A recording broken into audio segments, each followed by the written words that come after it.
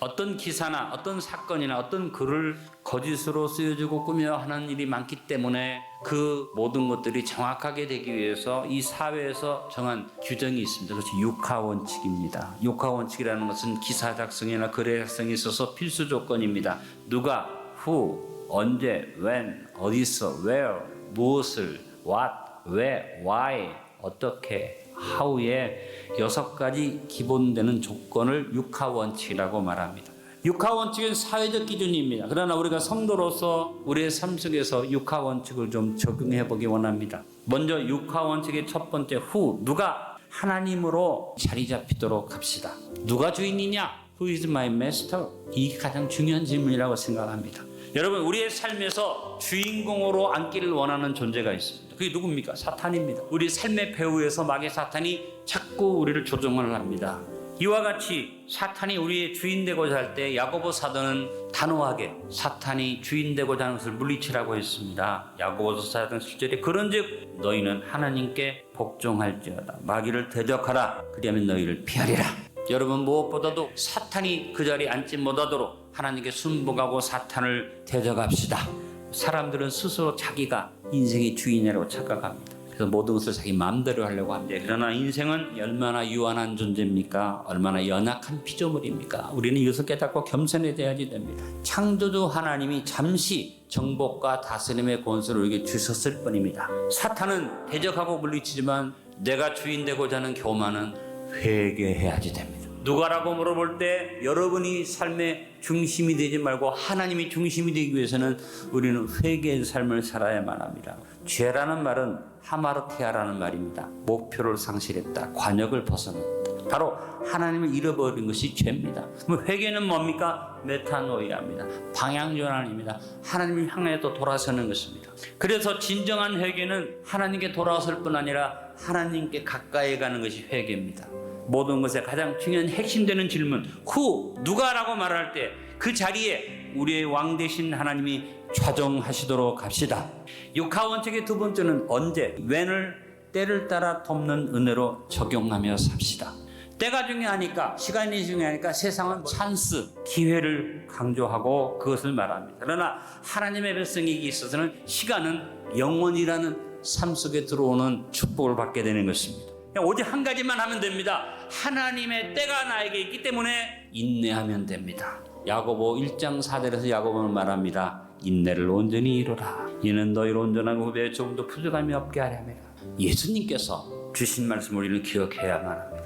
하나님의 백성한테는 항상 우리의 때가 준비되어 있다는 말씀을 하셨습니다. 요한복음 7장 6절 예수께서 이르시되 내 때는 아직 이르지 아니하였거니와 너희 때는 늘 준비되어 있느니라. 히브리서 4장 16절에서 말했습니다. 그러므로 우리는 긍휼하심을 받고 때를 따라 돕는 은혜를 얻기 위하여 은혜의 보좌 앞에 담대히 나갈 것이라고 말씀했습니다. 저하고 여러분은 영원이라는 의미 속에서 때를 따라 돕는 은혜를 누리며 살고 있습니다. 언제라고 그 시간에 매이지 말고 우리의 때가 항상 준비되어져 있음을 믿고 하나님의 때를 따라 도우시는 은혜를 얻기 위하여 우리의 때를 은혜의 보좌 앞에 나아가는 서로 채우는 깨어있는 성도들이 됩시다.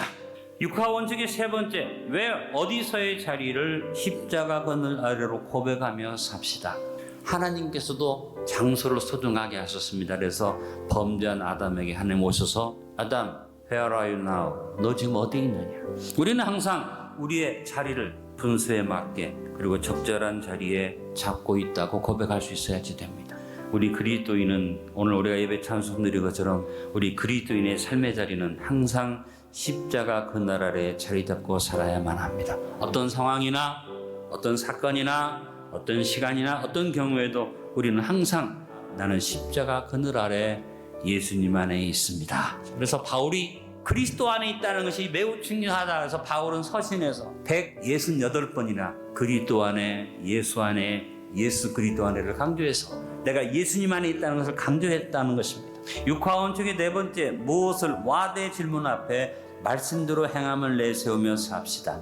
육하원칙에서 가장 중심이 되는 주제는 뭐냐면 무엇을 했느냐가 중요합니다. 사건의 내용이나 그 사건 속에 행한 나의 행위가 설명되어져 있어야만 합니다. 하나님의 자녀된 우리는 빛의 자녀로 부끄러움이 없는 거룩한 행실을 이룰 수 있도록 기도합시다.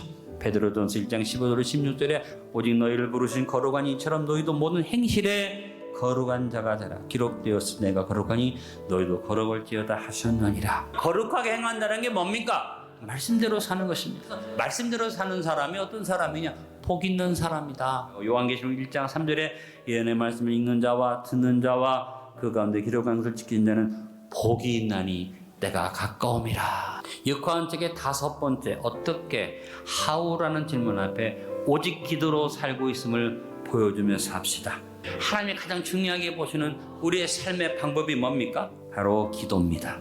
기도는 내 소원을 말하는 게 아니라 하나님께 여쭙는 겁니다. 기도는 내가 원하는 것을 말하나 하나님이 주시는 것을 받는 것이니까 하나님이 나에게 말씀하시는 듣는 것이 기도입니다. 우리가 범사에 쉬지 말고 기도로 살아가는데 예수님은 어떻게 살아야 할까라는 우리의 삶의 방법에 대해서 분명히 말씀하셨습니다. 요한복음 14장 13절로 14절에, 요한복음 15장 16절에, 요한복음 16장 24절에서 말씀하셨습니다. 내 이름으로 기도해라. 지금까지는 너에게 내 이름으로 아무것도 구하지 아니하였으나 구하라 그러면 받으리니 너희 기쁨이 충만하리라. 육하 원칙의 5번째 항목, 어떻게 how라는 질문 앞에 예수 그리스도 이름으로 기도하는 다니엘과 같은 기도의 모습을 세상에 보여주며 삽시다. 마지막 육하 원칙의 6번째 why, 왜라는 질문 앞에 하나님께만 영광이라는 이유를 답으로 달고 삽시다. 육하 원칙의 마지막 주제는 왜입니다. 원인이 뭐냐, 이유가 뭐냐, 왜 그랬느냐라고 질문합니다. 어떤 일이든지 원인과 이유와 목적하는 바가 있는데 이것이 없으면 해프닝으로 끝납니다. 그런데 의외로 많은 사람들이 삶의 이유를 모릅니다. 삶의 목적을 모릅니다. 왜 사는가? 무엇 때문에 사는가? 이 사람들은 잘 대답하지 못할 때가 있습니다. 우리는 믿음의 사람인데 우리는 삶의 목적도 이유도 분명합니다. 그것은 하나님께 영광 돌리기 위해서. 고린도전서 10장 31절에 그런즉 너희가 먹든지 마시든지 무엇을 하든지 다 하나님의 영광을 위하여 하라. 결론을 맺습니다. 이 세상에서 말하는 사회의 기준, 육하 원칙을 우리 신앙생활에 대한 정리정돈의 자세로 삼기를 원합니다. 왜냐하면 우리의 삶의 터전을 하나님의 집으로 진리의 기둥과 터로 삼기 위해서 우리가 어떻게 행할까, 이것을 생각하면서 신앙인의 삶의 육하 원칙을 한번 정리정돈해 봤습니다. 누가 후 만물의 창조주이시며 절대 주권 되신 하나님이 when 언제 영혼 속에 준비된 삶에 따라 준비된 시간 속에 인내를 이루면서 어디에서 십자가 그늘 아래 성령의 은혜 안에서 무엇을 말씀을 따라 거룩한 삶을 이루며 어떻게 how 예수 그리스도 이름으로 기도함으로 우리는 주 앞에 서야 할 것이고 왜라고 물어보거든 하나님의 영광을 위해서 산다. 이 고백이 우리의 삶 속에 자리 잡히기를 바랍니다.